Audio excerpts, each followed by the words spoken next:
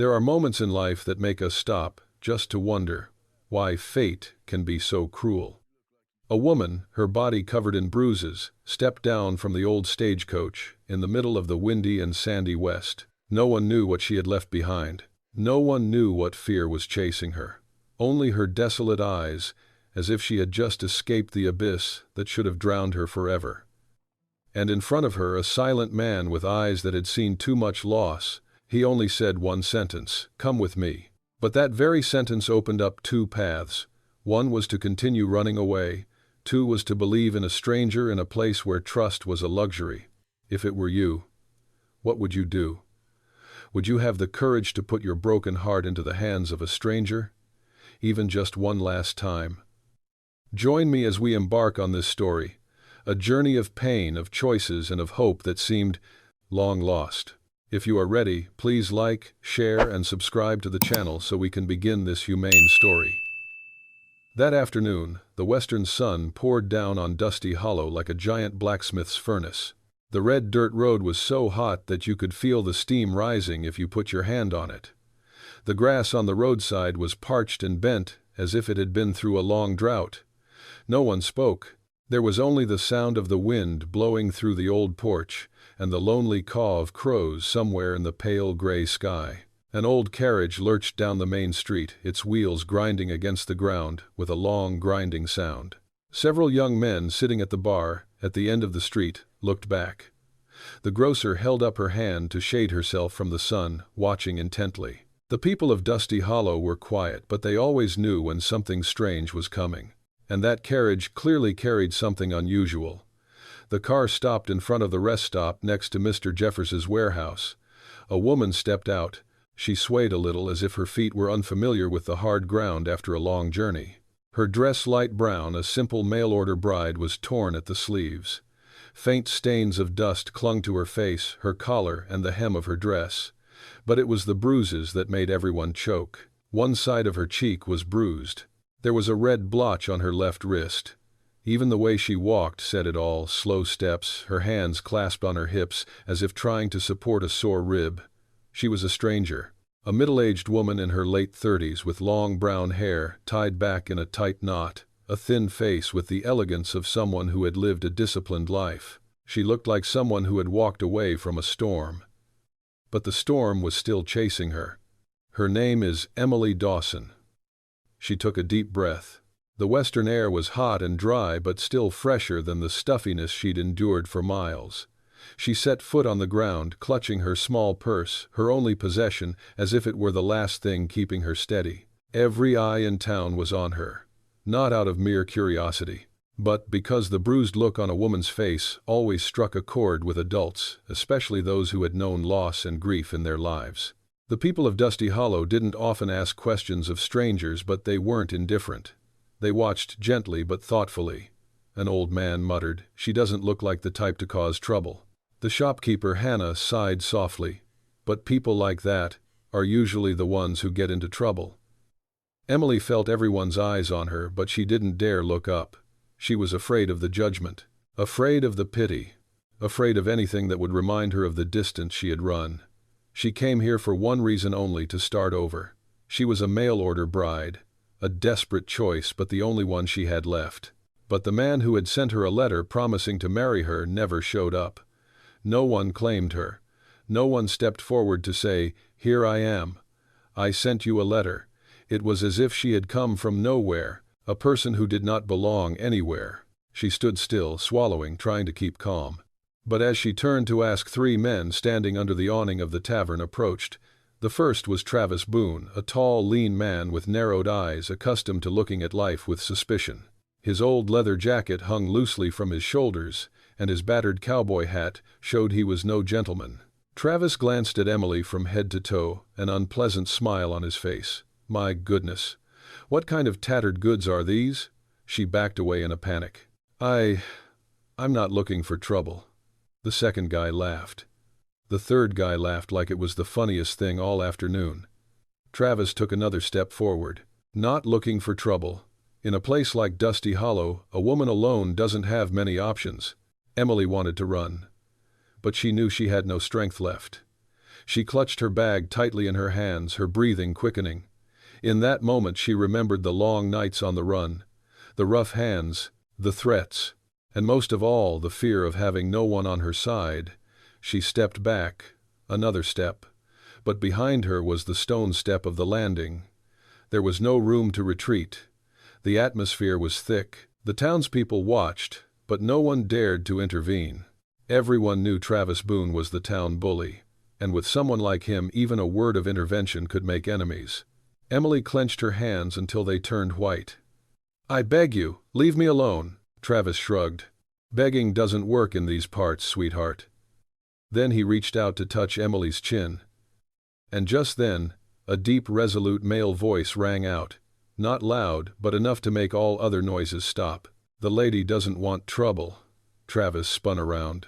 A man stood a few feet away. Tall, lean, broad-shouldered in a faded denim shirt. Graying hair peeked out from under an old brown cowboy hat. The afternoon sun fell behind him, casting most of his face in shadow, leaving his steely eyes exposed. He didn't pull out a gun. He didn't threaten. He just stood there calm, as if he was the only one who understood what enough meant. "That's Clark Hargrove." His voice came again, slowly enunciating each word. "Go, Travis." Travis sneered. "Clark Hargrove, what are you doing here? This is none of your business." Clark's expression didn't change. "You're scaring people." At that moment, everyone sensed a change in the air. Every elder in town knew Clark, well-versed, calm, hard-working, living 12 miles from town. A man who rarely smiled or spoke, but who absolutely would not back down from a mistake. Travis knew it too. He smirked, but hesitated. Emily looked at Clark. In his eyes, she saw not pity, but understanding. The kind of silence that made you want to lean on him. Travis gritted his teeth. "Fine. Take care of her body, Clark." He waved at the other two. The group walked away with unpleasant laughter. Emily let out a gasp, almost collapsing. She had held it too long. She trembled slightly, but she tried to stand straight, trying to maintain her last shred of dignity. Clark looked at her, his eyes unscrupulous. He asked only one question very lightly. "Do you have somewhere to go?"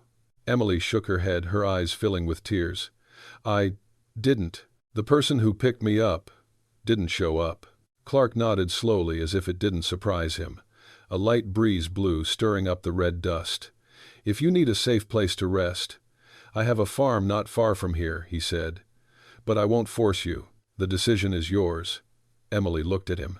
For the first time in days of running, she felt something like hope, even if it was just a small one. She whispered, "Can I trust you? You don't have to believe me right now," Clark replied firmly but gently. "Let me get you out of here first." And at that moment, their destiny began from a very peaceful silence. That afternoon, the western sun began to soften, but the heat still radiated from the ground. Emily stood in front of Clark for a few seconds that seemed like a lifetime, as if she were trying to determine whether this stranger was a salvation or just another vicious cycle that fate had decided to drag her into. Clark took his time. He stood a few feet away from her, far enough away not to scare her, close enough that she knew he was there if she needed him. His eyes were calm, without curiosity or judgment. Just something like an understanding that needed no explanation. "Can you walk?" Clark asked, his voice light as air. Emily nodded, but as she stepped down, her knees buckled. Clark reacted quickly but kept his distance, extending his hand only halfway, as if asking if she would allow him to help. Emily looked at the veined, tanned hand, a hard-working hand, not luxurious, not soft, but steady and trustworthy. She touched it just lightly, but enough to steady herself. Clark helped her into his wagon. The fawn horse stomped its hooves, tossing its mane in the afternoon sun. Everything was simple, rustic, unpretentious, just like the man himself. As Clark was about to get into the car, Mrs. Hannah's voice rang out from the porch of the shop. "Clark, be careful. Travis won't let this go." Clark didn't turn around. "I know." Emily bowed her head. Guilt rose in her heart. She didn't want anyone to get into trouble because of her. But Clark just shook his head, as if he could read her mind. "Don't worry," he said, his voice like a stone, moving slowly through a stream. "The trouble isn't yours." The carriage rolled out of Dusty Hollow. The sound of the wheels grinding against the dry ground was steady, creating a slow, almost soothing rhythm. Emily clutched the small bag to her chest. She was still shaking, but not because she was afraid of Clark. What made her heart clench was Travis's words, "Take care of her body, Clark." Even though she knew his words were more contempt than a genuine threat, she still felt a chill run down her spine. She had been through enough pain to know people sometimes did the most evil things when no one was looking. Clark glanced at her once. The look was brief, not probing, a silent nod that he knew what she was thinking. "Travis is just making noise," Clark said. "If he was really dangerous, this whole town wouldn't be quiet." Emily pursed her lips. She wanted to believe it. But her life was never that simple. The road back to the ranch wound through mesquite trees, cacti, and yellow clearings. In the distance, rocky mountains formed hazy outlines in the late afternoon light. Emily looked at the landscape and felt like she was in another world, a world so peaceful she didn't know what to do with the broken pieces inside her. "Is your farm far?" she asked hoarsely. "About 12 miles, Clark replied. "But the road is easy. We'll be there by dark." There was a long silence. Emily looked at her hands, her fingers still bruised. She wanted to say thank you, but her throat tightened.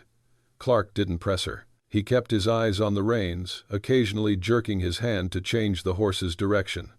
Emily noticed his hands were steady, not shaking. Despite the confrontation with Travis, despite the many stories he had to tell, it was that calmness that made her feel safer than any reassurance. The evening wind blew. Emily closed her eyes for a second, inhaling the dry scent of the moor. Dust sunned the wood of the old wagon. For the first time in days, she could breathe without being jolted back by a nightmare. Clark looked at her, his voice low. "If you want to rest, just lean against the side of the car." Emily opened her eyes and shook her head slightly. "I'm fine. No need to be so brave," Clark said, not as a reprimand, but as a kind reminder. "There's no one here for you to prove anything to." That made Emily silent. Something inside her softened, like a long, strained string finally being loosened. When the wagon reached a shallow stream, Clark stopped to let the horses drink. Emily sat down on the edge of the wagon bed, feeling her legs shake as they touched the ground. She leaned against the wagon body, watching Clark bend over the water. He had his hat on his hands, on his knees, and looked pensive, like someone who knew too much about the silence of life. Emily suddenly found herself wondering, who was this man? Why was he helping a stranger like her, and why did his eyes have such a familiar darkness, as if he had lost, like her? Clark scooped water for the horse, then turned back to Emily. "Are you hurt anywhere else? The way you're holding your ribs? It doesn't look right." Emily started. Then she nodded sheepishly. "I think there's a crack in the bone, but I'll handle it." Clark looked at her a moment longer. Not with pity, but with genuine concern.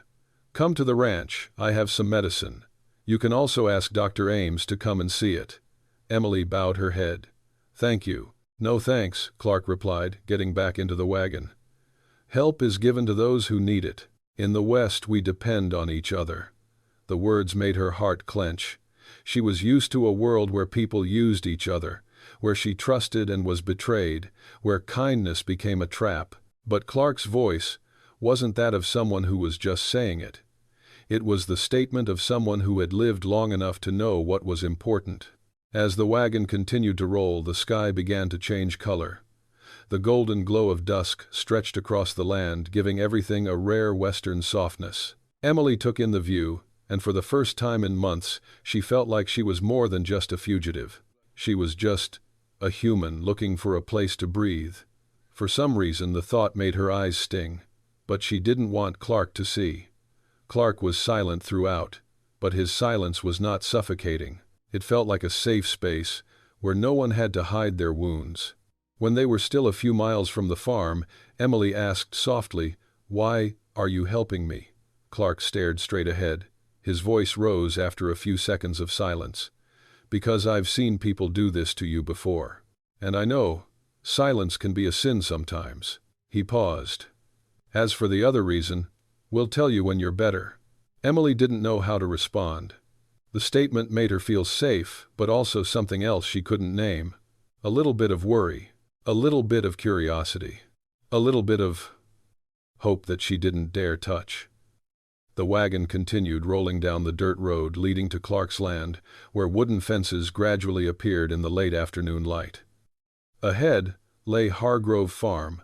Ahead lay something Emily could not name. But deep down she knew. Her life had just turned a new page. Emily looked up as the wagon turned onto a small dirt road beside the hillside. The late afternoon sun was creeping down the meadow, casting a soft golden hue like a thin blanket over the valley. In the distance, straight wooden fences appeared, a rustic greeting to the harsh but true west. "Here we are," Clark said, his voice as steady as the ground beneath his feet. Emily looked in the direction he pointed. A simple wooden house, its roof silvered by the sun, stood quietly in the middle of a wide field. Beside it was a stable with an old door but clean and sturdy. Thin smoke rose from the chimney, mingling with the gentle afternoon breeze. There was nothing luxurious here, but there was something so peaceful. A kind of peace that Emily thought she had lost. The wagon stopped beside the porch. Clark got out first, then turned around and offered Emily a hand. She hesitated a second before placing her hand in his. His hand was warm and steady, but it didn't squeeze her. Just enough to keep her from falling. She stepped down, her legs wobbling slightly. After days of running and beatings, her body felt as if a strong wind could blow it away. But next to Clark, the afternoon wind seemed less fierce. "Go inside. I'll bring your things in later," Clark said, walking quickly to the back of the car. Emily stood on the porch, clutching her bag, taking a deep breath. The smell of pine, the smell of wind blowing through the planks, the faint scent of ashes, it all came together to make it feel a lot like home. A concept Emily had long since abandoned. She walked in. The space inside took Emily by surprise. Not because it was beautiful, the house was very simple, but because it had been so carefully cared for that every object exuded care. A long wooden table sat by the window. A shelf held a few old books. A stone fireplace, its ashes still warm. Beside it was an armchair with a worn back, a sign of years of use. Clark's jacket hung neatly on a hook next to it, a faded cowboy hat. Emily glanced around the room. Everything was neat. Not forced neatness, but the neatness of a man who had lived alone so long that everything had become a habit order to fill the void. Clark walked in a few minutes later, placing Emily's small bag on the chair near the window. "Your room is at the end of the hall," he said. "My room is across the hall. There are only 2 bedrooms in the house." His voice was gentle, as if trying to assure her that he meant nothing more than to give her shelter. "Your body needs rest. Let me boil some hot water. The bathroom is in the back with a separate entrance." Emily nodded but remained still. She was not used to unconditional kindness. Not used to a man asking for nothing, forcing nothing. She was scared but also felt a little lighter. "You didn't ask me why I became like this," she said softly. Clark didn't turn around. He was just tying the rope around the bucket by the stove. "I'll ask when you're ready to tell me." "Not before." The answer made her chest tighten. It felt soft and painful. She lowered her head to hide her stinging eyes. While Clark boiled water, Emily walked down the hall toward the room he had mentioned. The wooden door was old but clean. When she opened it, a small room appeared before her. A wooden bed with a simple gray blanket. A small wooden table beside the bed. A window overlooking the fields behind, where the late afternoon sun was painting the low bushes a golden color. On the bed were clean sheets and some women's clothing. Emily put her hands on them, feeling surprised. Clark stood outside the door, hesitating slightly before saying, "My mother's things. I kept them. I thought you might need them." Emily touched the soft fabric. A warmth spread from her palm to her chest. "Thank you," she said, her voice choking. Clark bowed slightly and walked out. The bathroom was in the back, separated from the main house by a wooden wall and a door. The water in the bucket was pleasantly warm as Emily scooped it up and poured it over her shoulder. It washed away the dust from the road but not the bruises. She looked at her reflection in the small mirror on the wall.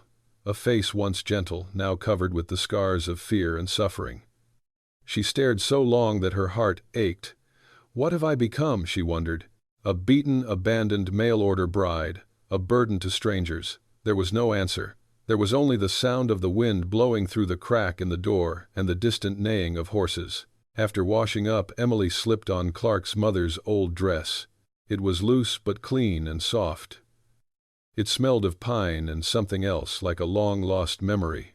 When Emily walked out into the living room, Clark was stacking logs by the stove. He turned to look at her for a second, his eyes softening slightly. "Is the water hot enough?" he asked. "Yes, enough. Thank you." Clark nodded, then handed her a ceramic cup. "Have some peppermint tea.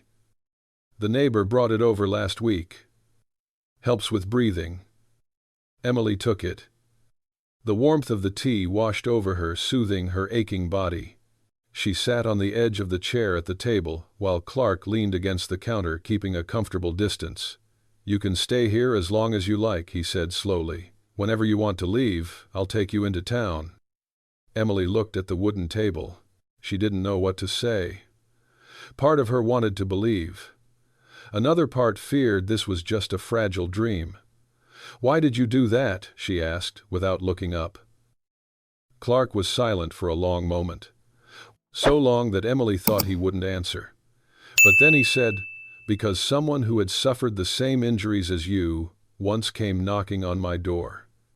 He breathed, his eyes lost in the firelight. "But then, I didn't open the door in time." Emily didn't ask any more questions. Silence fell over the two of them. Not the silence of distance, but the silence of two souls weary of the world outside. Night fell quickly over Dusty Hollow. The starry sky stretched across the roof, warming the room inside. Emily sat by the fire for a moment, letting the warmth soak into her purple hands. Clark took a blanket and placed it on the back of the chair next to her. "It's going to get cold soon," he said. Emily nodded slightly. "Have you lived alone long?" Clark looked into the fire, his voice low as if remembering something. "Long enough to know that a house without human voices is also a form of loneliness." Emily clenched her hand around her teacup. Something about the words hit her like a needle. Not exactly painful, but it cut deep inside. After finishing the arrangements, Clark whispered, "You should rest. If you need anything, just call. I won't go far." Emily nodded slightly. "Good night." Clark put his hat back on, though he didn't need it indoors. It was probably habit. "Good night, Emily." Her bedroom door closed, and for the first time in months she slept without being startled by menacing footsteps outside. Across the hall, Clark stood for a long moment in front of his door. He listened to the silence that filled the house, then let out a small breath, a heavy breath that seemed to release some old memory. A wounded woman entered his life. And he knew this was just the beginning. The first morning at Hargrove Farm came as softly as a sigh. The morning sun brushed through the windows, waking Emily with a soft light she'd forgotten existed. Last night was the first night in months that she hadn't been startled by a noise outside the door, hadn't cringed at the thought of someone pulling her from bed. Just the wind blowing through the wooden walls, the rustle of horses in the stable, and occasionally Clark's steady footsteps from the kitchen to the yard. She sat up, clutching the collar of Clark's mother's old dress she'd borrowed. The fabric was soft and clean. A small comfort, but for someone who'd been stripped of every kindness, it felt like medicine. As she opened the door and stepped into the hallway, she was met with the smell of roasting coffee that permeated the house. The scent was strong, powerful, and very Western. She took a deep breath, letting the coffee smell awaken her completely. Clark was standing by the stove, his hand resting on the handle of a gently simmering pot of coffee. He wore his hat even indoors, as if it were part of him. The light from the window caught the shoulders of his denim jacket, highlighting the worn seams. He turned when he heard her footsteps. "Did you sleep well?" Emily hesitated for a moment, then nodded. "First time I slept." Clark didn't smile, but the corners of his eyes softened slightly. "Good. No more questions. No curiosity. No need to make her explain." Emily felt strangely relieved. He set a china cup on the table. "I make my coffee strong. If you're not used to it, I have tea." "I can drink," Emily said, and sat down in the chair by the window. The golden light caught her hair, highlighting the messy brown strands. Clark sat across from him and took a sip. Minutes passed, broken only by the soft clink of spoons against cups. But it was a comfortable silence. The kind that didn't push people into dark corners but allowed them to breathe. Emily looked around the house, trying to find something to do. "Do you want me to help you? I don't want to stay here doing nothing." Clark put down his cup. "You don't need to do anything this morning. Your body hasn't recovered yet. But I want to help." Emily's voice was small but determined, because she had lived through days where having nothing to do meant her mind would wander back to her nightmares. Clark looked at her longer than usual, as if weighing whether to let her rest or give her some purpose. Finally, he gave a slight nod. "If so, you can peel the potatoes. I'll make breakfast." Emily breathed a sigh of relief. It was a small thing, but enough to make her feel like she wasn't a burden. The following days passed slowly, filled with very mundane details that, though small, filled the deepest voids in her heart. Clark rose early every morning. He never made a sound, never slammed a door, never startled her. He worked with the kind of meticulousness that only comes from someone who has lived alone for a long time. Emily gradually got used to the ranch's rhythm. Morning, making coffee, cooking breakfast with Clark; lunch, cleaning the house, hanging clothes to dry in the sun, checking the fence; afternoon, helping Clark water the horses or sitting in the kitchen sewing his work shirts. Every day when she left the room, Clark always greeted her with a nod. No questions, no digging into the past, no demands to know what she had been through. The silence, instead of distancing, became a refuge. One afternoon, as Clark was taking his horse out to pasture, Emily stood on the porch watching him.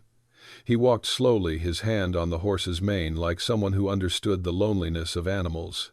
Emily felt he had lost so much that he only dared to give tenderness to things that could not leave him. The feeling made her chest tighten.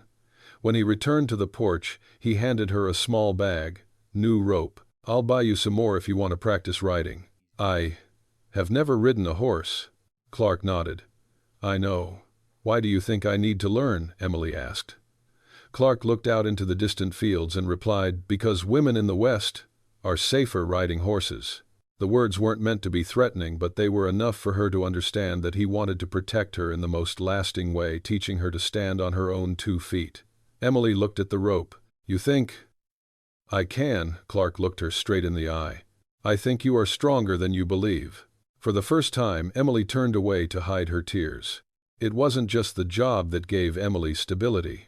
The little details of the ranch were also starting to give her a sense of security. One day, while cleaning out the storage room, she found an old, neatly folded floral handkerchief in a drawer. It was the only feminine object in Clark's entire house.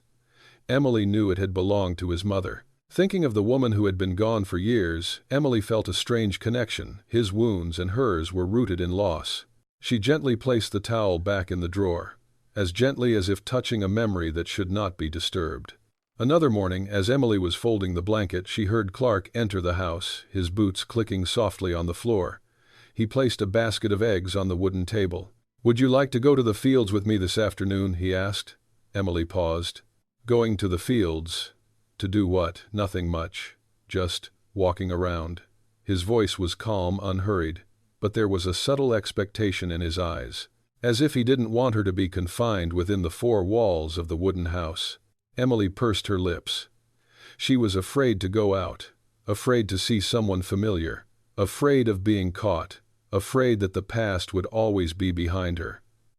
Clark saw her hesitate. If it were any other man, he might have pressed her.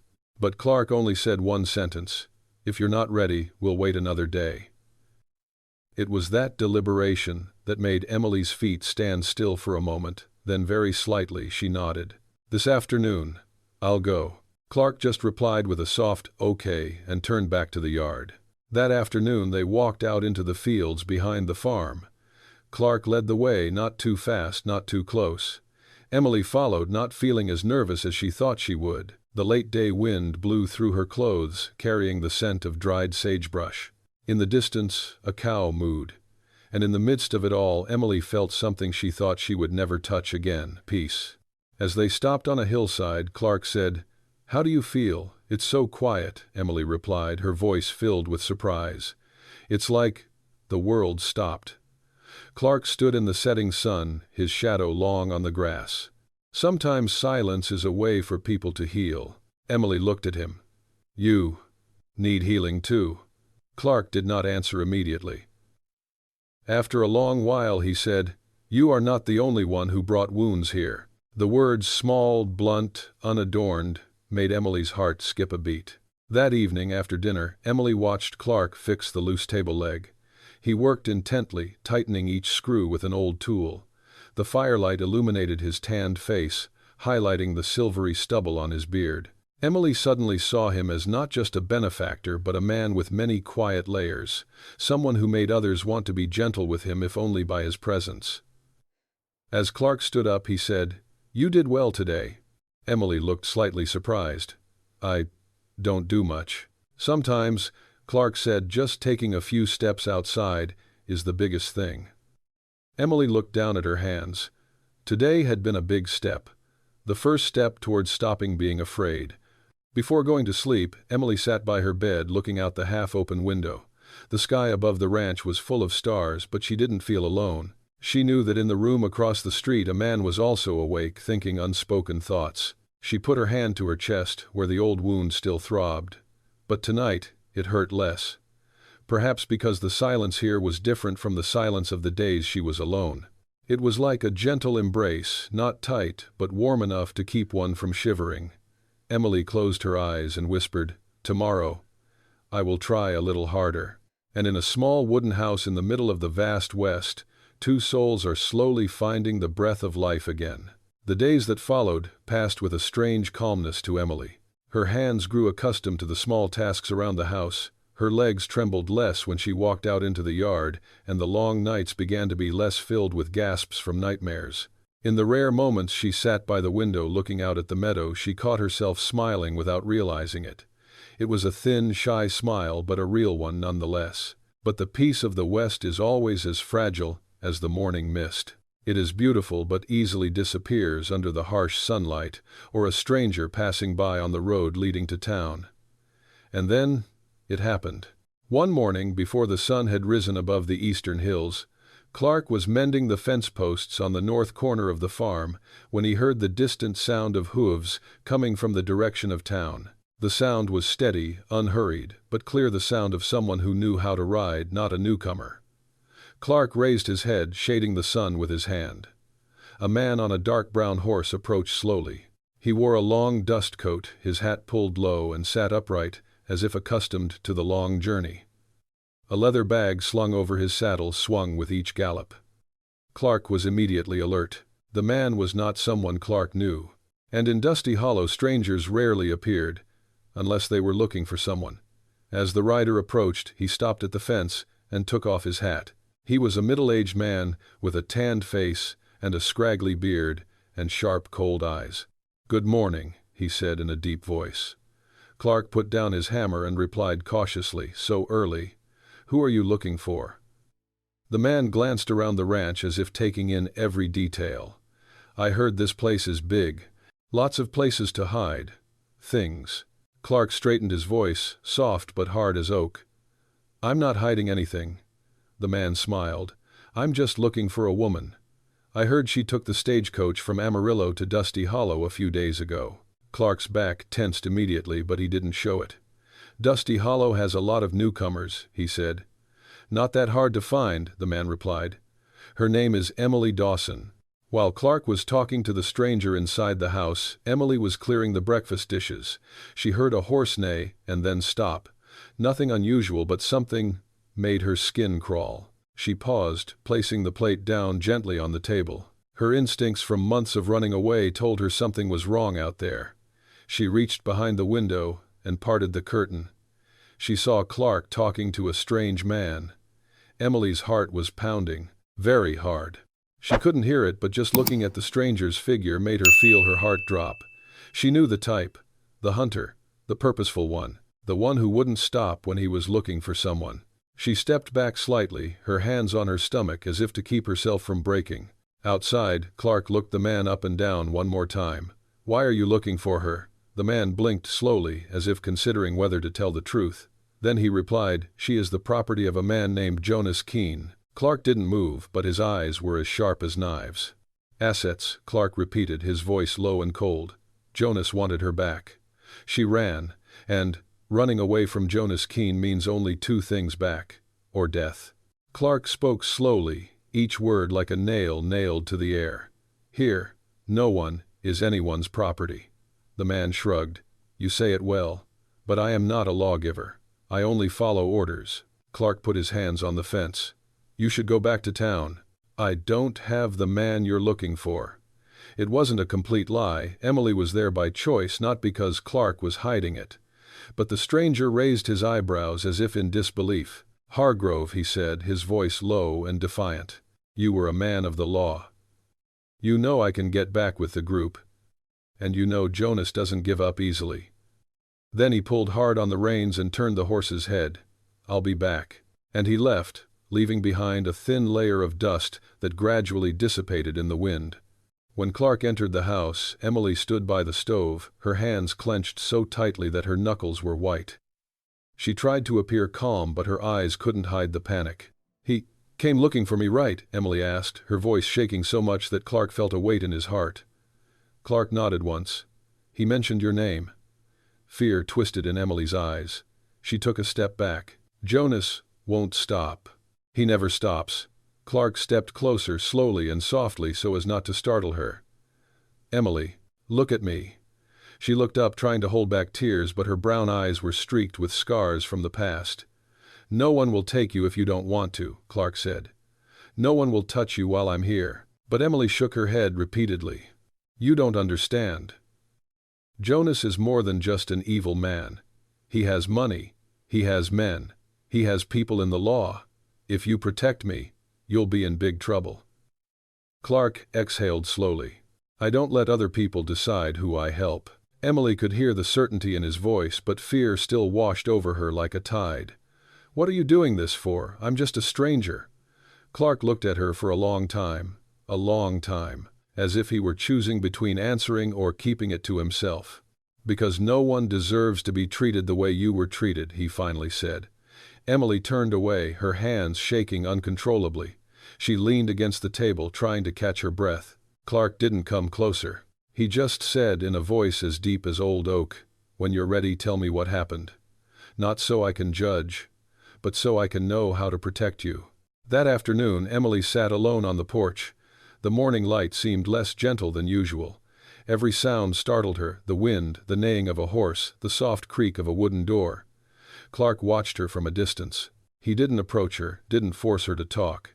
He knew fear like a wild animal. It needed patience to be touched. He just stood silently, watching the darkness that was slowly gathering around her life. As it got dark, Clark went to check the east fence, and that's when he saw it. A shoe print deep in the soft ground. Not his, not Emily's, not anyone else's around here. The footprints pointed straight toward the farm. But there was one thing that kept Clark standing still for a long time. The shoe prints only go one way. They go this way, but there is no sign of returning. Someone came near his house and is hiding somewhere in the darkness of Dusty Hollow. That night, after Emily had fallen asleep, Clark stood before the window, his hands braced on the sill, his back tensed in the dim light. He knew what was approaching was more than just a man, but a cruel past he thought he had buried. And he knew Emily would have to tell everything. And he would have to face his own ghosts. The next morning, Emily woke with a lingering sense of unease from the night before. Though Clark didn't say what he'd discovered outside the fence, she could sense a change in his gaze, more cautious, quieter, as if he were listening for sounds that ordinary people wouldn't notice. But he didn't want to scare her any further. So during breakfast, Clark kept his voice calm and clear. He made coffee as usual, his hands working steadily as if he had been used to each movement for a long time. Emily sat opposite him, taking small sips, trying to keep herself calm. After breakfast, Clark put down his cup. "I'm going to repair the east fence today," he said, his tone letting her know he wouldn't be going far. "If you feel better, you might want to come out with me." Emily raised her head slightly. "Why?" "Do you want me to come with you?" Clark thought for a few seconds. "Because it's quiet out there, and I think it'll be good for you." Emily looked up. Her heart sank a little in that moment. Few people understood that sometimes what she needed most was not words, but enough space so that fear would not suffocate her. She said softly, "I will go." Clark nodded. No further questions. They left the house while the sun was still low. The grass was soft underfoot, and the wind carried the scent of brown earth and the sagebrush bushes accustomed to this harsh climate. Emily walked slowly, her hands lightly touching the grass, stalks her eyes on the ground to avoid tripping over small stones.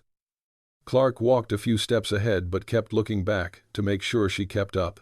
As they approached the fence, Clark said, "I'm going to teach you some basics.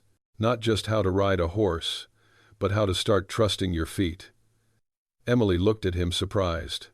"I thought you wanted me to learn to ride." "I want you to know that you can protect yourself," Clark replied. "That's all." Emily said nothing, but a warmth spread through her heart, a feeling she hadn't felt in a long time. Trust. Clark opened the stable and let out a gray mare, not too tall, gentler than any warhorse Emily had ever seen. "This is Mayflower," he introduced. "Docile than the children at church." Emily laughed softly. A real clear laugh, and Clark turned to look at her for a moment, as if seeing her in her true light for the first time. "You can come closer. It won't kick." Emily walked over slowly. The horse lowered its head so she could touch its mane. Her hand trembled, but the soft warmth of the horse's hide made her feel strangely at peace. Mayflower snorted softly, nuzzling her shoulder a little in greeting. Emily let out a soft, "oh" sound. Clark stood beside her, his eyes following her every move. "See, you did better than you thought." Emily smiled. "This is the first time I've touched a horse without being afraid." Clark tilted his head. "You have a right to feel safe. No one here can scare you." The words echoed in Emily's heart like a drop of water falling into a dry lake.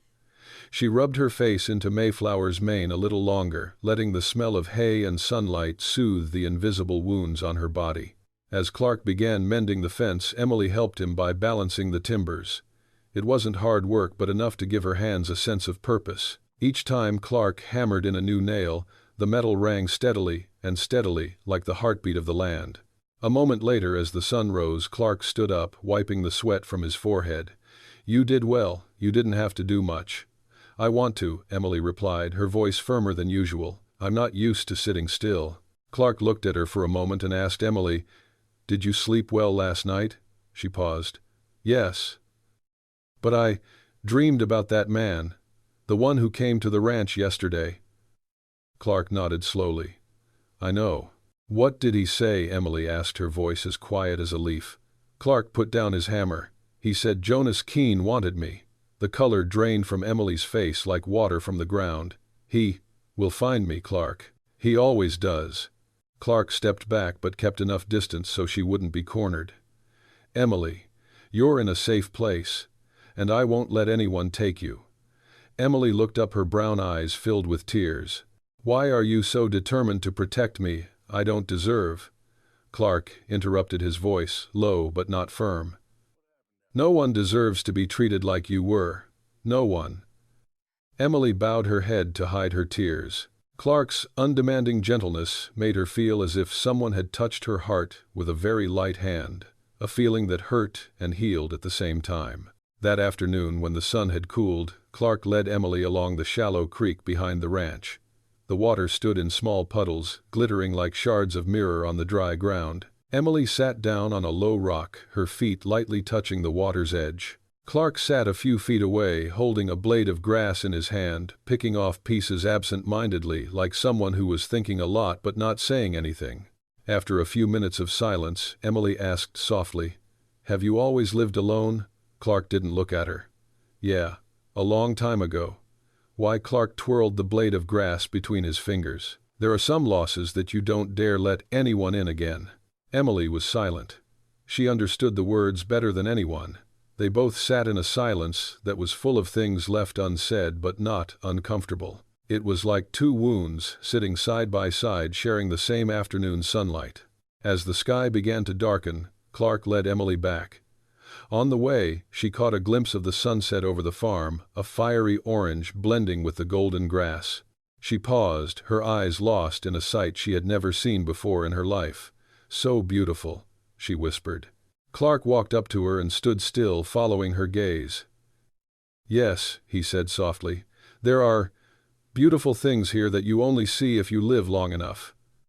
Emily turned to look at him. The twilight fell on Clark's face, highlighting the lines of his skin, the lines of a long life and many losses.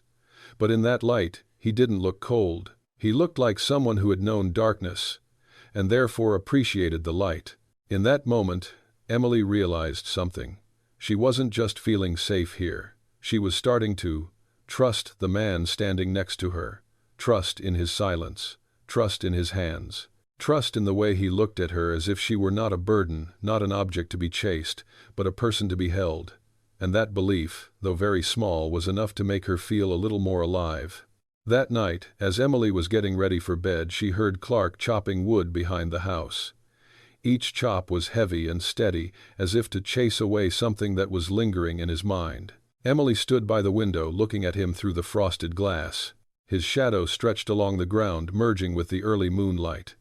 In the darkness she felt clear Clark Hargrove was not just protecting her from Jonas Keene, he was also struggling with his own past.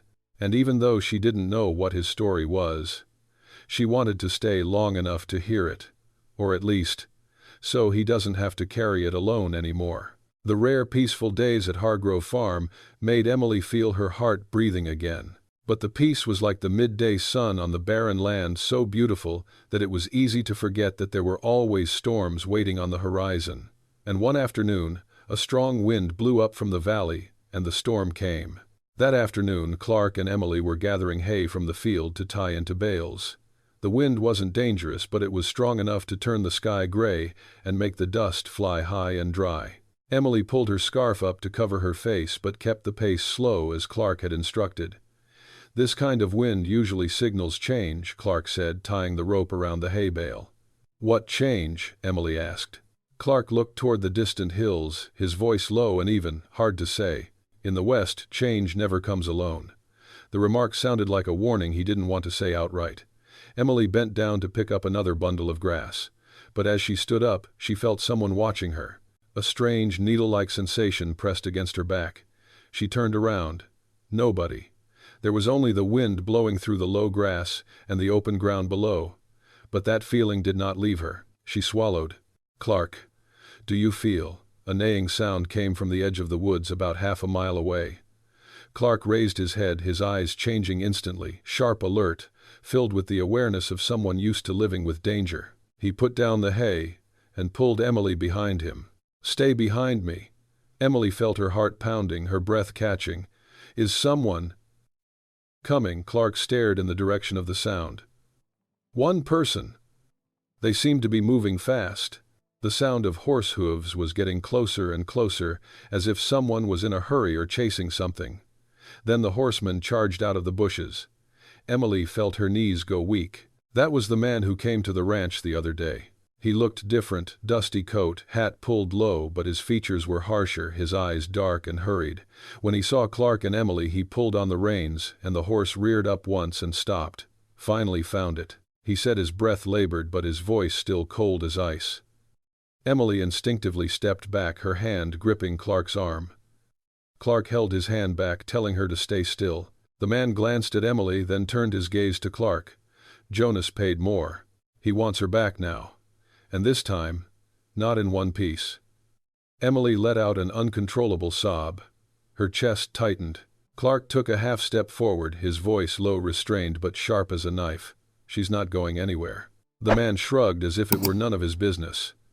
"You think you can stop Jonas? You think you can hide her forever?" Clark looked him straight in the eye. "I didn't think anything of it. I just knew she wasn't something to be taken away. None of your business." "Now it's my job," Clark replied. The wind blew strongly between the two men, carrying a layer of dust that made the sky seem to shrink. The man tightened his grip on the reins. "I'll make it clear, either you bring her here, or I'll come back with 3 others. Jonas wants her. Jonas will have her." Emily felt her body shake. Memories from before came crashing back like broken stones. Jonas's angry eyes, his heavy hands, her dry laughter as she begged for mercy. Each memory stabbed at her mind, making it hard to breathe. Clark saw Emily shaking, and he stood completely in front of her. "You've got the wrong ranch," Clark said, word for word. "She's not coming back." The man sneered. "You know who Jonas Keene is. He has money, he has men, he has guns, and all you have is this rotten ranch and a stupid mare." Clark said, his voice low but resounding like thunder in Emily's heart. "It's no problem. She's not going anywhere. Compared to Jonas, you are nothing." The man's voice spat like dirt. "I don't need to be anything," Clark replied. There was a heavy silence. The wind rustled through the hay bales, making a rustling sound like the whisper of a storm. The man bowed his head slightly, revealing a wry smile. "Okay. I will report to Jonas that you want to cause trouble." He pulled on the reins and turned his horse around, but before he rode off he looked at Emily one more time, a look that chilled her to the bone. "Next time I come back," he said, "you won't have any way to run." Emily squeezed Clark's hand until her knuckles turned white. And then he left. As the sound of hooves faded into the woods, Emily felt her legs give way. She almost collapsed, but Clark caught her just in time. "Emily." His voice was low but filled with persistence. She tried to catch her breath. I'm sorry. I didn't want you to get into trouble because of me." Clark squeezed her shoulder lightly just once without forcing her to meet his eyes. "It wasn't your fault. None of this was your fault." But Emily shook her head, tears starting to fall. She wasn't crying because of the threat. She was crying because she felt like she was dragging Clark into a storm he didn't need to endure. "I can't let you lose everything because of me." "I don't want," Emily, Clark said softly. "I've lost before. I know how it feels. But there's one thing I won't do anymore: stand by and watch someone else get hurt and do nothing." Emily choked, looking at him through tears. Clark continued slowly and firmly. "Don't apologize for being protected." Those words seemed to penetrate every crack in her heart. They returned to the ranch as it began to get dark. Emily walked into the house, her shoulders still shaking slightly. Clark boiled water, then made her mint tea as he always did. But today he set the cup down on the table with both hands, gently but very slowly, as if he were coaxing a frightened little bird. When Emily held the glass, her hand shook so much that the water rippled. "I can't let you face Jonas," she whispered, her voice almost breaking. "You don't know him. He's so evil. They call him the Black Wolf of Amarillo." Clark sat down opposite, calm as a still lake.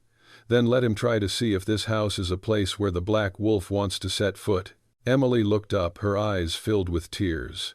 "Aren't you scared?"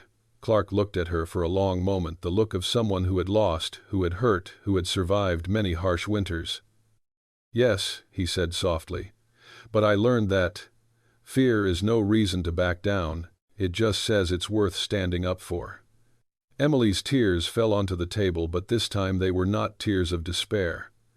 They were tears of the first bud of trust, however small. She spoke softly, as if afraid of her own words. "I will tell you everything. So you will know who I am dealing with." Clark nodded. "Whenever you're ready." Emily sighed as if a weight had been lifted from her chest. "Tonight." Clark stood up and threw more wood into the fireplace. The air between them warmed. But outside, the wind had changed direction, and they all knew. From here on, things would no longer be peaceful. That night, the wind blew up from the valley, carrying the typical chill of the west whenever there was a disturbance.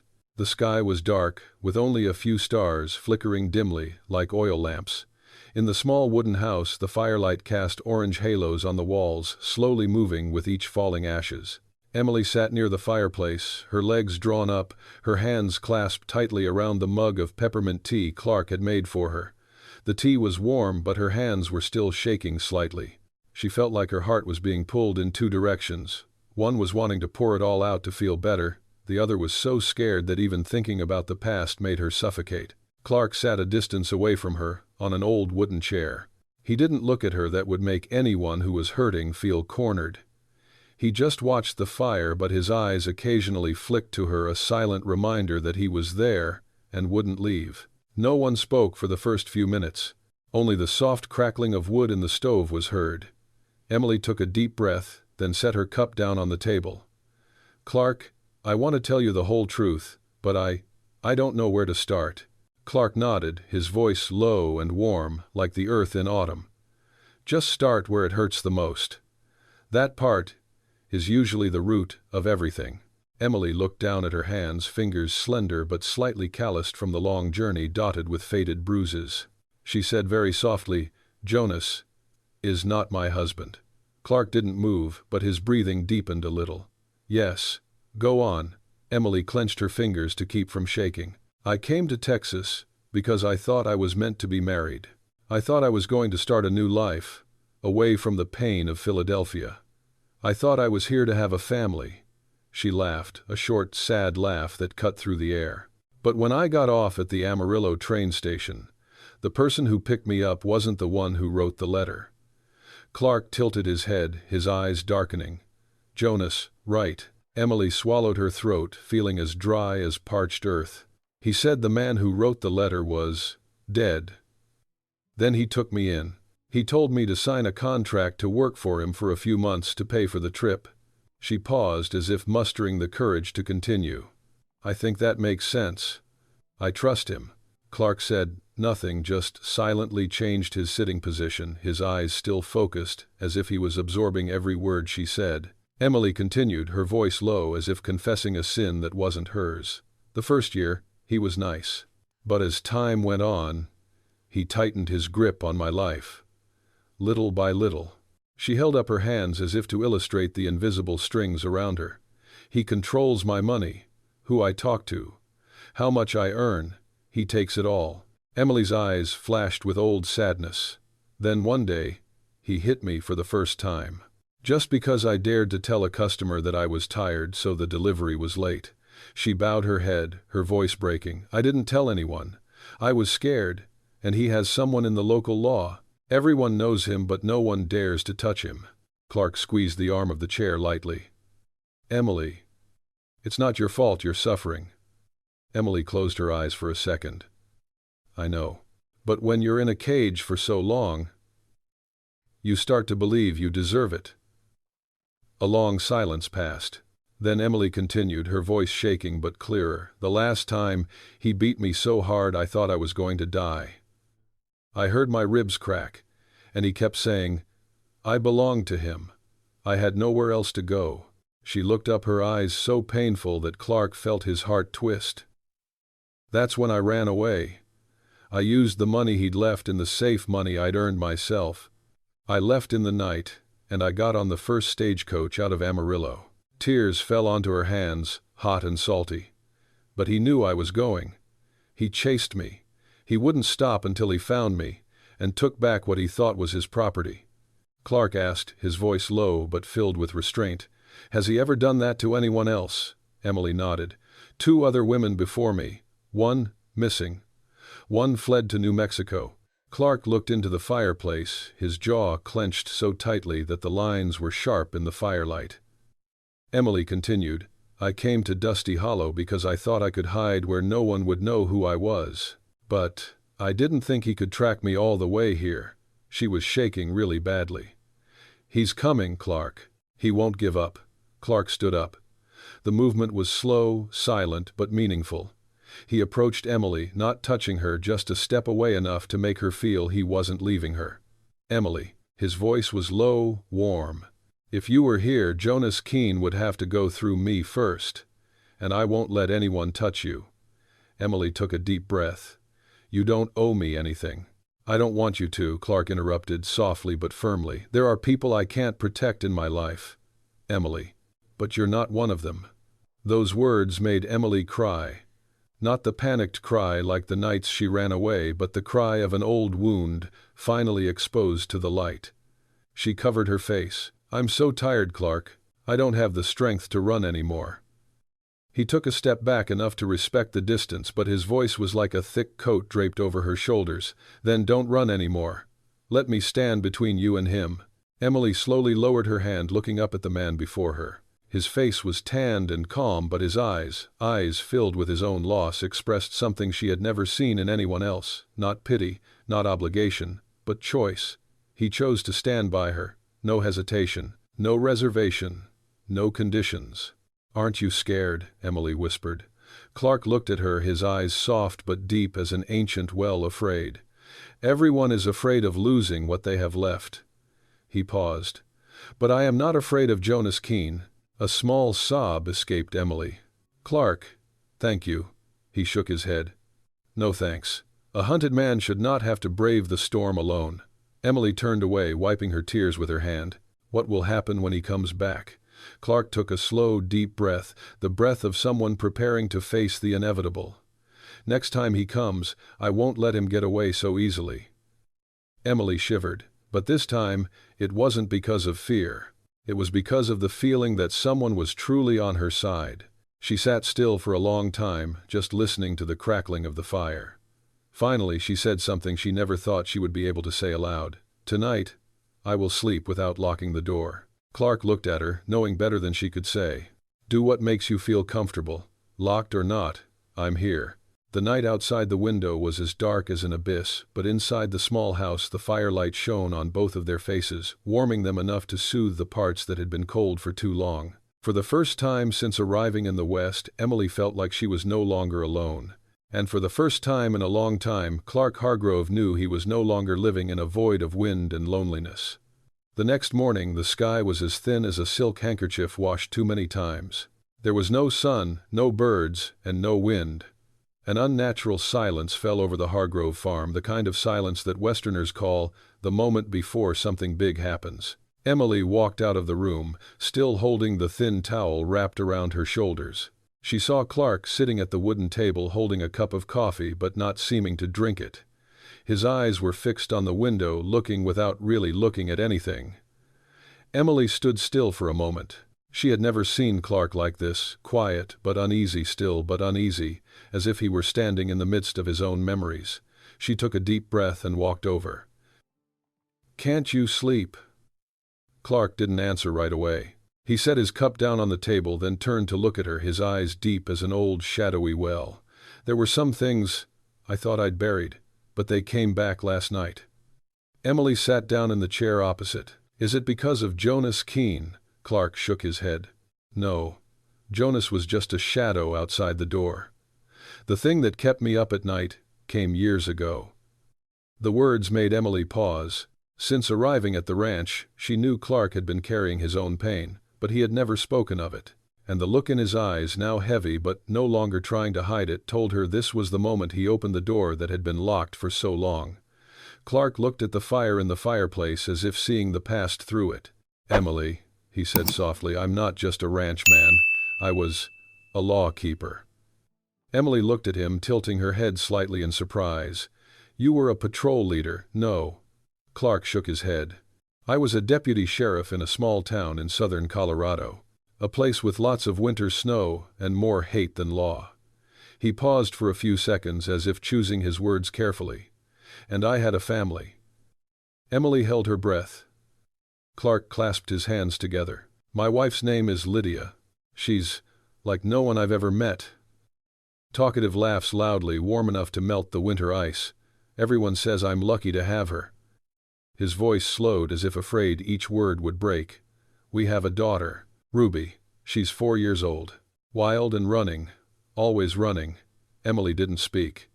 She knew that stories that began in such a tone usually didn't end well. Clark looked down at his hands, fingers calloused and old but trembling ever so slightly.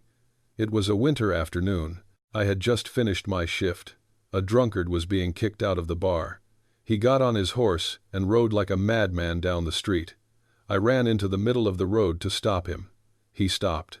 Emily leaned toward him gently. "Clark, if it hurts too much you can." "No," Clark said, his voice low and determined. "I need to tell you. You need to know who I am." He took a deep breath, his eyes clouding with memory. "When I stopped him, he dropped a bottle of wine.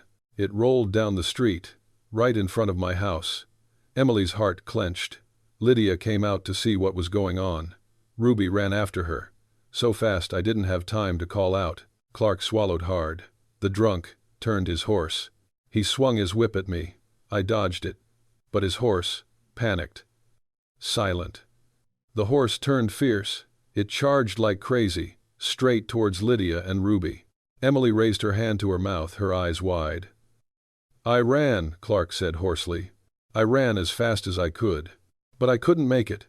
The horse crashed into them. Lydia died instantly. Ruby lived for 2 days, and then she died." Emily burst into tears without realizing it. "That man, he didn't get executed," Clark said. "His father had money. He had power. He only got 6 months for disorderly conduct and negligence." Emily inhaled sharply, pained as if justice had been taken from her. "The town asked me to keep working," Clark continued, "but I wasn't myself anymore. Every corner, every sound reminded me of them. I couldn't stand the silence of home, so I left. I went south, to a place where no one knew my name." He looked straight at Emily, his eyes not pushing her away but pulling her into a deeper truth. "I built this ranch to bury what's left, but the past never lies still. It's in every wall, every dark night, every strong wind." Emily wiped her tears, but her voice was still trembling. "Clark, why are you telling me this?" "Because when you told me your pain, I knew it was time for me to do the same in return," Clark said, his voice slow and steady. "It's not fair that you're left naked in your fear." Emily felt a lump in her throat. Clark continued, his voice so soft you had to listen closely to hear it. "And because I want you to know, I understand. Not in a pitying way, but in the way people who have lost each other recognize each other." Emily looked into his gray eyes, eyes that had seen death, helplessness, guilt, and loneliness so long they had morphed into their current calm demeanor. She said softly and honestly, "You don't deserve to suffer that alone." Clark pursed his lips, a tight gesture. "I lived alone because I thought it was safer. But when you came along, I realized silence was no longer my friend. It was just a cover." Emily let out a breath in a confession. "Clark, you saved me. But you also saved yourself." Clark's eyes wavered. It was a rare moment of true weakness. "Maybe," he said, "maybe we're all saved by having someone listen to our stories." Emily placed her hand lightly on the edge of the table, very close to Clark's, not touching but close enough to feel the warmth. Clark looked down at their hands close together. There was no demand, no urgency, just presence, what two weary souls needed. Then he said, his voice almost a whisper, "Emily, I can't promise it will be easy, but I won't leave you alone again." Tears fell again, but this time soft and warm. "I never thought I could trust anyone again," Emily replied, her voice breaking but sincere. "But I trust you." Clark tilted his head, his eyes dark as if containing the world of those who had lost but were learning to stand again. "Thank you," he said. "You have no idea how much that means to me." Outside, the wind began to shift, bringing with it a chill that signaled an approaching storm.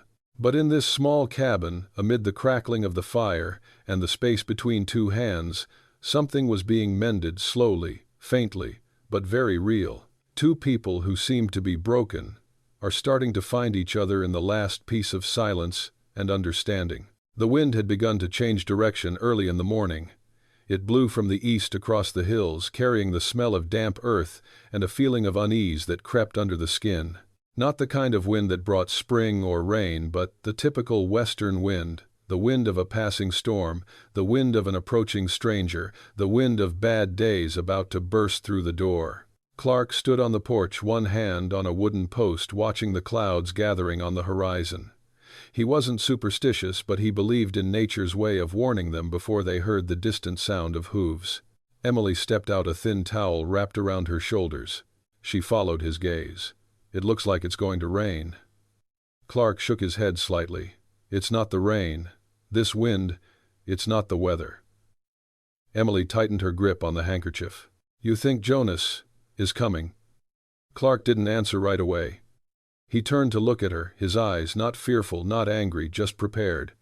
"I think he's getting closer." The words were soft, but they made Emily's heart clench. Since she had told them everything, she felt lighter, but the truth was that her fear of Jonas was still rooted in her body like a cactus. Clark put his hands on the railing. "We have to be ready. When he comes, we need to know what we're facing." Emily looked down. "I don't want you to be in danger because of me." Clark put a hand on her shoulder. "We're past the you and I stage. Emily, I won't let anyone destroy the little peace you've found." Emily felt her heart sink. In that moment she understood Clark wasn't saying those words out of obligation. He was saying them out of a bond he himself was struggling to understand. At noon, Clark decided to check out the grounds around the ranch. Emily wanted to follow, but he shook his head. "It's better to stay home. If there's anything unusual, you'll hear it from afar." Emily stood at the door, watching him ride away on the Mayflower. He walked very slowly, his eyes scanning every tree, every path, every strange patch of ground. His silhouette gradually became smaller, blending into the yellow earth, leaving behind an emptiness that made Emily's chest feel as if someone was squeezing it. She went inside but couldn't sit still. Every few minutes she went out onto the porch to look in the direction Clark went. A slight noise from the chicken coop startled her. A strong wind blew open the door, chilling her palms. When she couldn't stand it anymore, she went into the kitchen and picked up the towel Clark used to dry his hands with. The smell of wood, of earth, of Clark was still there. It was enough to keep her from panicking, but not enough to dispel the bad feeling growing in my heart. Clark returned late in the afternoon. He dismounted, his expression more reserved than usual. Not angry, not disappointed, just a silence. Emily understood well, no ordinary silence. The silence of someone who had just seen what they feared they would see. "What happened?" Emily asked, her voice breaking slightly. Clark nodded once. "Shoe prints. Turbidity in the shallow stream. Someone camped near the north side." Emily felt her stomach twist. "It was him." "Not sure," Clark replied. "But there were at least two, and they were watching the ranch from a distance." Emily felt her legs give way. Clark stepped forward, supporting her with his left arm, his right still holding the reins, as if he had been prepared for this situation. "It's okay," Clark said, his voice low but firm. "I know where they are. They haven't come close yet. They're just watching." "What's the point of watching?" Emily asked, her voice trembling like the wind through the roof. "To calculate," Clark said. "To know when to strike." Emily hugged her shoulders as if trying to hold the pieces together. "I'm scared, Clark." "You have a right to be scared," Clark replied immediately. He didn't tell her to be strong, didn't tell her to stand firm. He just validated her fear, and that was what kept her from feeling weak. "But fear doesn't mean you have to run away anymore," he continued. Emily looked into his eyes. The gray eyes that had once held a heavy darkness now became the anchor she held on to. "We're not running," Clark said slowly but firmly. "Not this time." Night fell quickly. It was darker than the nights before, as if the sky itself sensed what was coming.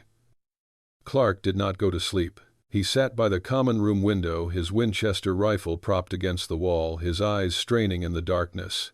Emily came out of the room and found him sitting there in the dim red light of the fireplace. "Are you going to stay up all night?" Clark nodded. "I want to make sure everything is quiet." Emily came over and gently placed a blanket over his shoulders. "You'll be cold." Clark glanced at her, the corners of his eyes softening. "Thank you." She sat down on the chair opposite. "Let me stay up with you." "Emily, I don't want to be alone in my room," she said, her voice soft but sincere. "I won't bother you." Clark looked at her for a long moment, then nodded slightly. "Two are better than one." The silence stretched, but it was a silence they both accepted. A silence that kept them from feeling alone in the darkness. "If Jonas wants to attack, he will do it before dawn, when people are at their weakest," Clark said after a moment. Emily crossed her arms. "You have experienced something like that?" Clark nodded. "Once. In Colorado, before everything went down." Emily looked at him but didn't ask any more. She knew there were wounds that didn't need to be reopened. Clark knew that too, so he didn't continue. He just wanted her to know that he understood the way people who'd lived through violence and loss understood each other without many words. Near midnight, when the wind changed to a long howl, Clark stood up. Emily immediately held her breath. "What happened?" Clark held up a hand to silence her. He walked to the door and listened for a long time, as if every sound on the wind carried bad news. Then he said, his voice low enough for only Emily to hear. There was the sound of horses from the north tree line. Emily felt her blood run cold. "Is it them?" Clark nodded. "There are two of them. They seem to be splitting up." Emily took a step back. They came close." Clark put his hand on the Winchester. "No, they're scouting.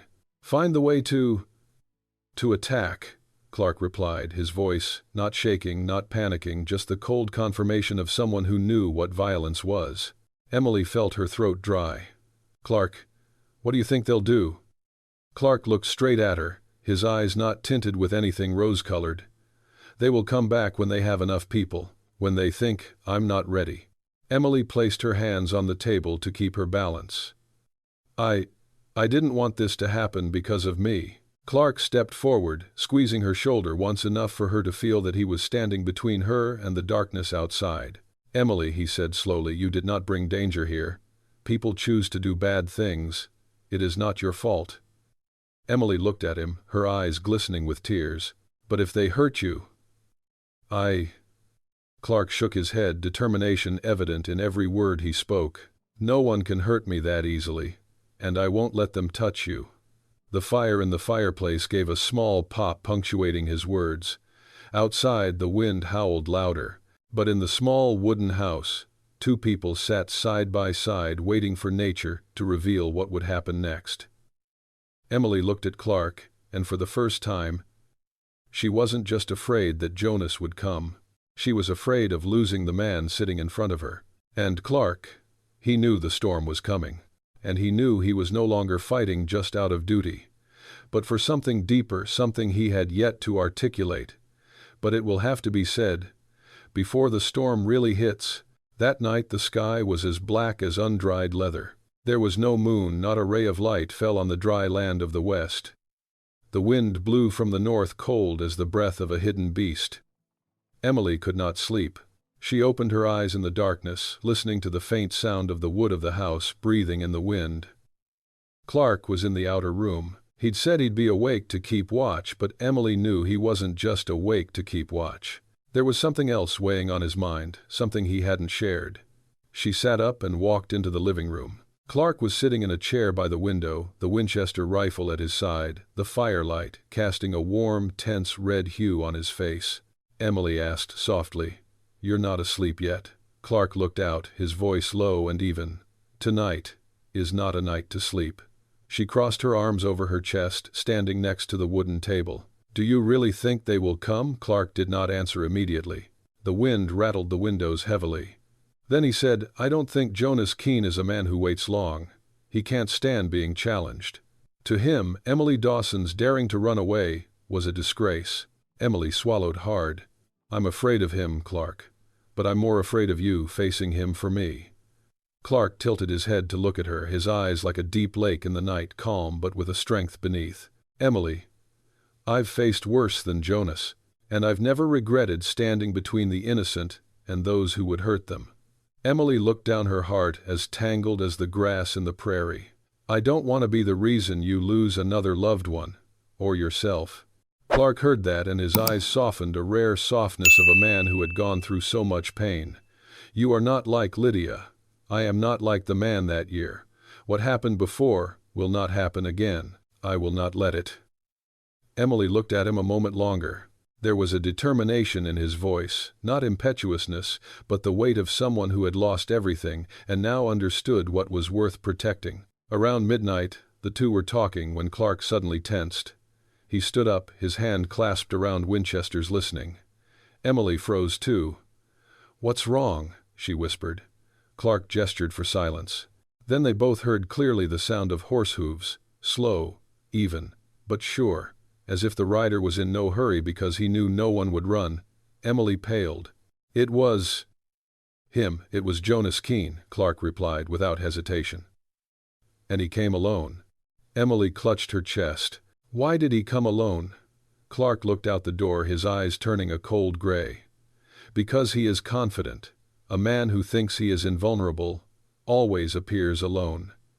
The sound of hooves grew closer and closer. The house seemed to shrink with each heavy beat. Clark turned to Emily. "Go into your room. Lock the door." "No," Emily shook her head immediately. "I won't leave you here alone to face him." Clark frowned. "Emily, I need you somewhere safe." "I'm safe around you," Emily replied, her voice low but so firm that Clark stood still for a few seconds. He looked at her for a long time, then took a deep breath. "Okay. But stand behind me. Don't speak unless I ask you to." Emily nodded, her heart pounding so hard it felt like each beat was a drum. Clark blew out most of the oil lamps, leaving only the fireplace's flickering flames. He stood in the doorway, Emily a step behind him. Then, the sound of a horse stopped right in front of the porch. Silent. Emily could hear the wind coming through the crack in the door. 1 second, 2 seconds, 3 seconds, then knock. 3 heavy, deliberate knocks like the imprint of familiar violence. Knocked as if he had done this before in many places with many people, and always won. Clark looked straight at the door. "Jonas Keene," he called, his voice eerily calm. "If you want to talk, leave your gun on your horse." A dry laugh rang out from outside, a sound that chilled Emily's blood. "I've come to get what's mine, Hargrove." "Clark, nothing in this house belongs to you." Jonas laughed louder, his voice thick with South Texas accent and arrogance. "You think you can hide her from me?" A cowboy from this far out in the world standing up to Jonas Keene. Emily shivered. Clark opened the latch, not all the way, just enough to see him standing there with his Winchester lowered, but ready. The door was ajar, and firelight fell on Jonas Keene's face. He was younger than Clark had thought, mid-40s, but his eyes were as dark as a shallow well. His long leather coat flapped in the wind, and his wide-brimmed hat was pulled low over half his face. Beneath the shadows a smile stretched like a tear. Jonas put his hand on his belt where his Colt rested. "Emily," he said, his voice tilted, "come here." Emily stood behind Clark, but Jonas could still see her silhouette in the firelight. His face darkened the darkness of a possessor. "Come out," he repeated, his voice changing from soft to commanding. Clark took a half step to the left, blocking Emily completely from Jonas's view. "She's not going anywhere."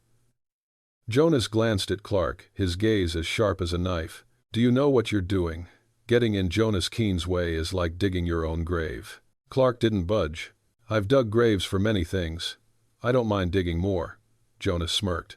"So who do you think she is? An angel worth protecting? She's a commodity I paid for, and you're holding my commodity." Emily gripped the edge of the table behind her, her eyes red, but she didn't back away. Clark spoke slowly, each word heavy as a stone. "She is not a commodity. And you will turn around and walk away." Jonas narrowed his eyes. "You're picking a fight over a woman you've only known for a few weeks." Clark looked at Jonas, his eyes unblinking. "I chose to be on the right side, not the strong side." Jonas laughed. "Okay, I want to see how long you stay on the right side." Then he lowered his hand to the gun. Emily cried out softly, her hands clutching the side of Clark's shirt. Clark didn't pull out his gun. Not at all. He simply said, his voice eerily calm, "If you draw your Colt, you won't have time to shoot." Jonas paused for a beat.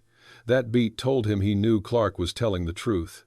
Then Jonas took his hand off the butt of the gun and held it up to his chest in a mocking gesture. "Calm down, Hargrove. I didn't come here to shoot on the first night."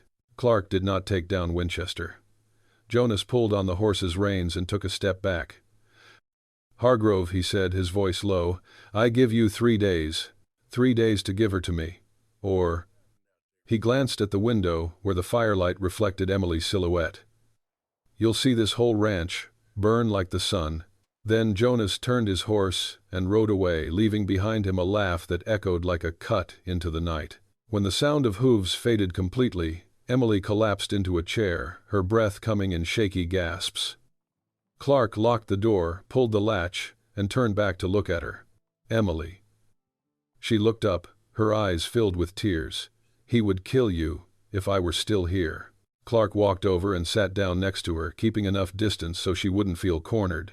"No. He'll try to break us apart, but he won't win." Emily shook her head, tears falling into her hands. "I don't want to be the reason you lose what's left." Clark spoke slowly, very slowly. "Emily, I have nothing to lose, but I have something to protect." Emily was stunned. Clark looked her straight in the eye. "And that is you."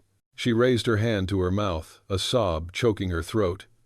Outside, the wind howled like a warning from the west. But in the small wooden house between the silent red fire and the close breathing, something had changed. No longer just fear, no longer just running away, but 2 people, standing together, ready to face the storm. The 3 days passed like a heavy stone on the chest. No rain, no wind, just a dark sky that lay still over the Hargrove Ranch as if nature itself knew what was coming. Clark and Emily lived in the stillness of men who know a storm is coming but don't back down. Clark checked the fence, the windows, the stable locks, every nail, every board, everything. he reinforced with the patience and determination of a man who knew this might be the last time he would defend a place he owned. Emily was inside preparing water bandages and whatever else they might need in case they had to run or save someone. But her hands shook, and sometimes she stood still for a long time, as if listening to something no one else could hear. Clark noticed. He said nothing, but every time he passed her, his eyes lingered for just a moment, just enough to say, "I'm here." That's what kept Emily going during the 3 longest days of her life. On the 3rd day, as the sun was still sinking in the west like a hot copper, Clark felt it. An old feeling, a premonition that had saved him many times as a police officer. "They are coming," he said, without looking out. Emily stopped immediately. "Clark, are you sure?" "Yes," he replied briefly. "Horses. 3. Emily placed her hand on her chest, feeling her heart pounding so hard she couldn't breathe. Clark put on his coat, strapped on his belt, and picked up the Winchester. He spoke slowly, strangely, calmly. "Emily, now listen to me. Don't leave my side. Don't run to the door. Don't try to talk to Jonas if he calls you." Emily swallowed the lump in her throat. "I understand." Clark looked into her eyes, and they held neither panic nor anger. They held the determination of a man determined to stand firm until his last breath. Then he opened the door. The dust of the ranch yard was hazy in the evening light. 3 figures on horseback emerged in the distance, the largest in the lead, the other 2 trailing like shadows. Jonas Keene wore a long black coat, his hat pulled low, and rode with the air of a man who believed he owned the land. He paused on the porch, a smile tugging at the brim of his hat. "It's been 3 days, Hargrove." Clark didn't answer. He just stood there holding the Winchester in his hand but not raising it. He wasn't threatening, he was warning. Jonas glanced inside. "Emily Dawson, come out." Emily stood behind Clark, but Jonas could still see her silhouette in the afternoon light. His face tightened, anger spreading like a trail of fire across dry grass. Clark took a half-step forward, blocking Emily's view. "He didn't call you," Clark whispered loud enough for only Emily to hear. Jonas threw back his head and laughed, a laugh full of malice. "You think covering her is enough? I paid for her. I own her." Clark replied slowly, each word as sure as a loaded gun. "No one owns anyone." There was a moment of silence. Then Jonas signaled his 2 henchmen to circle around him like predators circling their prey. Clark glanced quickly, just a second. But enough. He reached back, touching Emily's arm lightly, not to hold but to reassure. "Take another step inside," he said softly. Emily stepped back, her heart pounding. Jonas looked at the scene, then laughed out loud. "So, you really want to die for her?" Clark did not waver. "I am not dead, and I will not let her come back to you." Jonas leaned over the saddle and spoke in a voice that seemed to have been torn from stone. "She is my property. Don't you understand? I bought her with real money. And you, what do you have? A half-old mare, a cracked field, a miserable past." Clark raised his eyes, a small but sharp movement. "You know nothing about me. Never mind." Jonas licked his lips, his hand on the stock of his gun.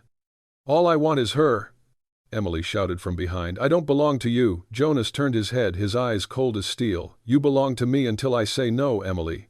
Clark spoke softly, but his voice was like a rock falling into a deep well. "No.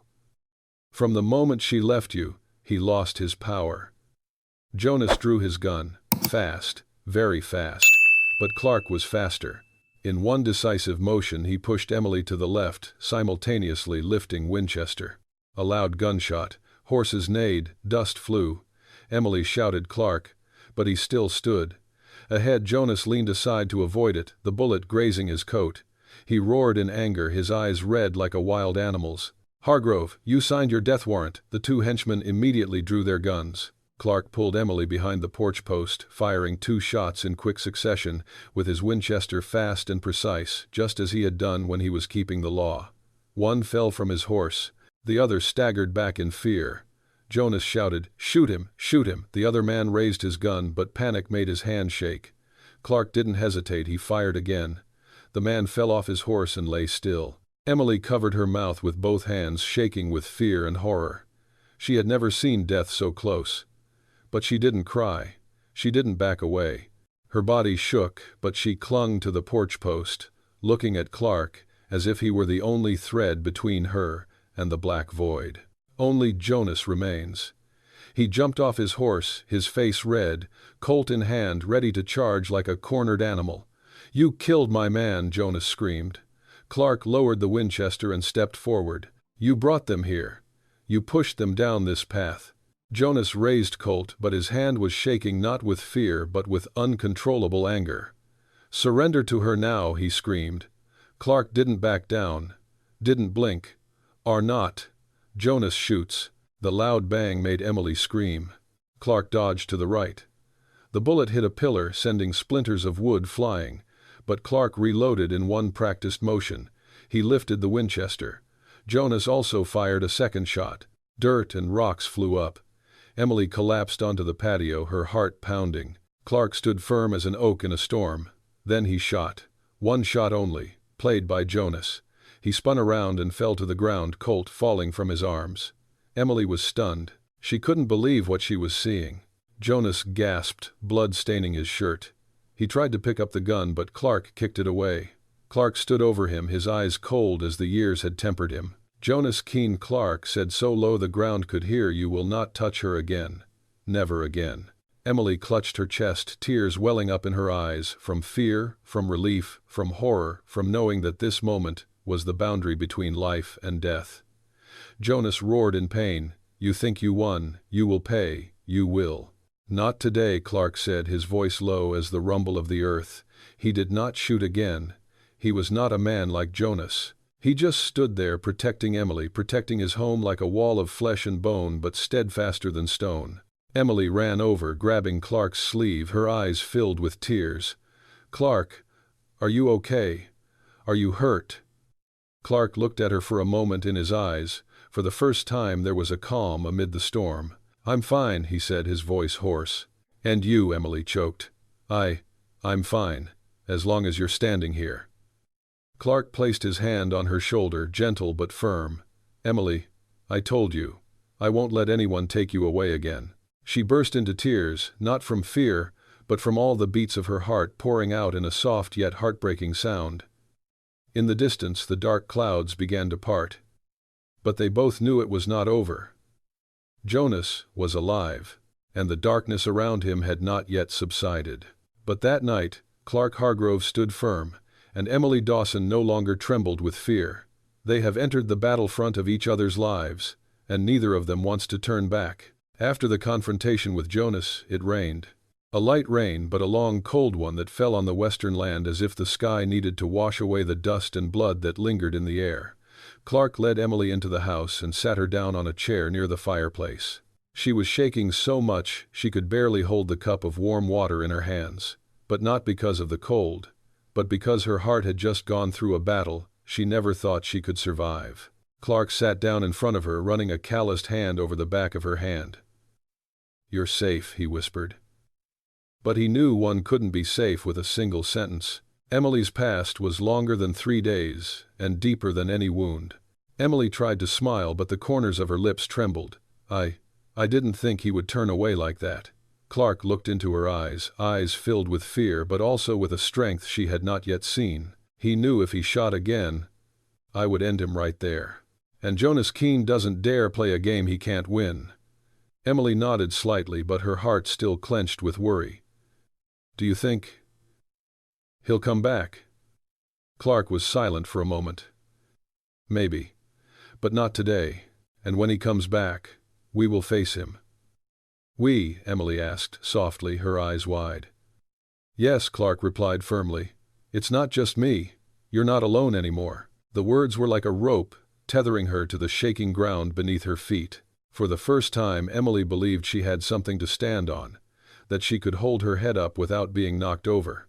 The next day, Clark buried Jonas's 2 henchmen under an elm tree behind the ranch. No one should be left to die in the wilderness, a rule he'd kept since his days as a deputy sheriff. Emily stood back, her arms crossed over her shoulders.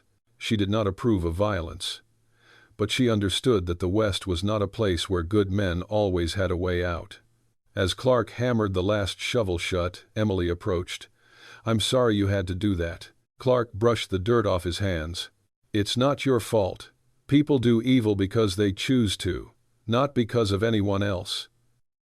Emily looked at him, her eyes saying more than her words. Clark, thank you. For everything. He shook his head slightly. No need to thank me. You deserve to be protected. In the days that followed, life slowed down. The two of them didn't talk much about the battle, but the silence between them was no longer heavy. It was like a thick blanket draped over their shoulders in winter, warm, safe, and familiar. Emily helped Clark clean out the stables and replace the wind-blown tarp on the well. Clark repaired the porch post that Jonas's bullet had hit. It was the little simple things that made the ranch come alive and made Emily feel like she was living there again too. One afternoon, as the last rays of the sun fell on the ground, Emily was gathering herbs in the backyard when Clark walked up. He stood still for a moment, looking at her in the pale orange light. Emily, he called softly. She turned back, smiling. It's me.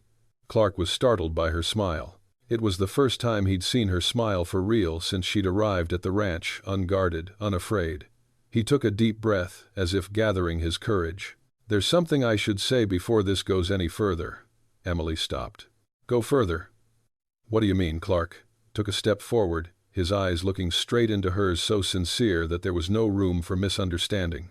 Emily, from the day you stepped off that stagecoach, I knew my life would never be the same. Emily was silent. Her heart skipped a beat. Clark continued, his voice deep but soft as the warm earth beneath his feet. I don't want you to fear that I'm helping you out of duty. I'm not helping you because you're weak. I'm helping you because you're worthy. And because I care about you. Emily opened her mouth but said nothing. Clark continued more slowly, more clearly, I don't ask you to answer right away. But I want you to know, you're not just someone I protect. You're someone I want to be with. A gentle breeze blew, lifting the hem of Emily's scarf. She felt the ground shift beneath her feet, but not from fear. Rather from something blooming inside her like green buds after the first rain of the season. Clark, she whispered, clutching her chest. I've never had anyone see me the way you say. I saw you, Clark said softly, from day one. And I want you to see me too, not my past, not the losses I carry, but the man standing before you now. Emily looked at him for a long moment, then took a step forward. Clark, you never left my side, even when I thought I didn't deserve to stay. You always deserve to stay, Emily, Clark said softly. She touched his hand lightly, a small touch, but for both of them it was like a bridge between two broken souls. In that moment the silence between them was no longer fear. It was an admission, a promise, a prelude to something deeper. A week later, Jonas Keene was arrested in the town of Amarillo. The surviving henchman escaped the ranch and reported to the police that Jonas had murdered trafficked women and held many of his victims captive. The town had put up with him long enough, and now that they had a witness, they weren't holding back. When the news reached the ranch, Emily stood still for a long time. Clark looked at her and asked softly, "How do you feel?" Emily took a deep breath, the longest, most liberating breath she'd ever taken. I felt born again. Clark put his hand on her shoulder. You're free. Emily looked at him, giving him a smile that Clark knew he would carry with him forever. Freedom, and no longer alone, she said. A month later, under the big elm tree behind the ranch, where the breeze always blew gently and the sparrows always roosted every morning, Clark gave Emily a forged steel ring engraved with a small line symbolizing two survivors, finding each other. Emily Dawson, if you want, I want to rebuild my life with you, he said, his voice low but warm like the sound of spring earth. No rush, no pressure, it's just that you two choose to stay. Emily placed her hand on her chest, tears falling but warm tears. I want. Clark, I want to stay. The wind blew, lifting her hair. Clark placed the ring on her finger, no elaborate romance, just sincere eyes and a heart that had reopened. As Emily took his hand, she knew from that moment her wounds were no longer hidden. They were healing slowly but truly. The end was not a solemn day with church bells and crowds. Their end was a soft golden afternoon, the sound of the western wind rustling the curtains, and two broken people sitting on the porch watching the sun set. Emily leaned her head on Clark's shoulder. Clark placed his hand on hers. No promises, no oaths, There was only breathing and heartbeats meeting together as if they had found their place. The vast West had once led them astray, but in the end, it was the West that had brought them to the right person. This story reminds us of something simple yet profound. No one is too late to be loved, and no one is too broken to start over. No matter how much life has taken from us, what remains most important is the ability to stand up sometimes thanks to the hand of others.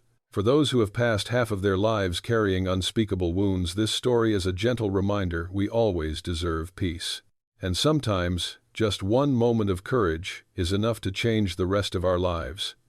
Thank you, the viewers who always love humane and profound stories. If Emily and Clark's journey touches your heart, please like, share, and subscribe to the channel so we can continue to accompany you in stories of healing and hope. See you in the next videos.